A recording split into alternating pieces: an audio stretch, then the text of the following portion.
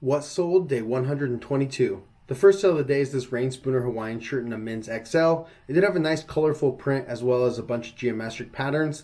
Something like this is somewhat sought after, so it sold pretty well. It took 2 months to sell and it sold for a best offer of $29 plus shipping. These are all winter sales for Hawaiian shirts, so they're not always the top of the market. I would say if this was a spring or summer sale, you could probably add another $5 to $10 to the sale, and that's probably where it would normally land. Sale number 2, another Rain Spooner shirt. This was a women's Hawaiian one, and this was one for Catalina Island. It sold in 4 days for a best offer of $25 plus shipping. The women's ones are not as common, nowhere near as common, and I don't come across very many of them, but when I do, they usually sell pretty decently, just maybe a few dollars less than it would if it was a men's one. So number 3 is this Polo Ralph Lauren sweater in a men's extra small, but it was new with tags, so I thought that it would still sell fine, and it did. It sold in 24 days for a best offer of $35 plus shipping. I did pay up for this, especially with it being extra small. I paid $15, but I thought it was going to be a quick flip, and yeah, I'm very happy with this sale. Sale number 4, this is a really cool print on this Rain Spooner Hawaiian shirt. This one was only in a men's size medium, but it sold in 9 days for a best offer of $31 plus shipping. As soon as I saw the print on this, I knew that it was going to be a good seller, just because this is very unique. The colors on it, I've noticed this with Rain Spooners, the colorways can sometimes be just as important as the print. These pink and green like pastel colors are not very common on Rain Spooner Hawaiian shirts, so just with those colors alone, I knew it was going to do well. This is a pretty good print as well, so it's just a great combo. So number 5, this is a Columbia PFG button-up shirt in a men's large. This is one of the boneheads, which usually sells better. Let me see if I can get you guys the tag here. You see right there above the Columbia line, it says bonehead. These are better sellers than just the regular Columbia PFG shirts, but this one did have a couple spots on it. It was also embroidered with a Tahoe City embroidery. So it took 11 months to sell, and it sold for a best offer of $14 plus shipping. If it didn't have any flaws with the embroidery, I would expect this to be a $20 to $25 shirt.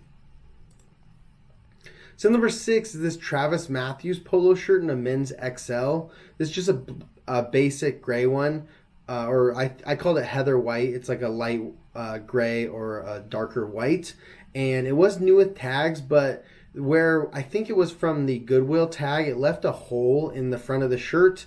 And usually those kind of holes close up when you wash and dry the shirts. But since it was new with tags, I couldn't wash and dry it. So I sold in 1 month for a best offer of $15 plus shipping. If it didn't have the little hole on it, honestly, this probably would have been a $30 shirt.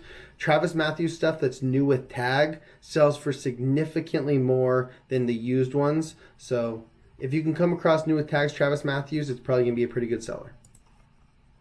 So number 7 is this Lululemon long sleeve shirt in a men's large. It was kind of weird because it almost looked like it was cut in the front right here, but it was kind of just like it was made like that, made it kind of like a V-neck. But like I said, it's just a little bit out of the ordinary, and not good out of the ordinary. Probably it made it a little bit less desirable, but it sold quicker than I thought. It sold in 13 days for a best offer of $24 plus shipping.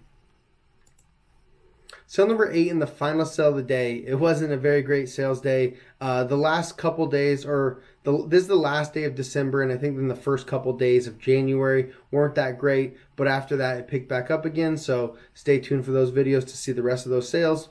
But this is a Monster Energy button-up shirt. This is for the Ultra Paradise line of Monster Energy. I thought this was a really cool shirt, and almost anything that is Monster Energy officially licensed is a great seller. I don't even look any of it up. As long as it's officially licensed Monster Energy, I just pick it up. Usually sell it, depending on the piece, somewhere to 25 to 40 bucks. This was no different. This one sold in 1 month for a best offer of $24 plus shipping.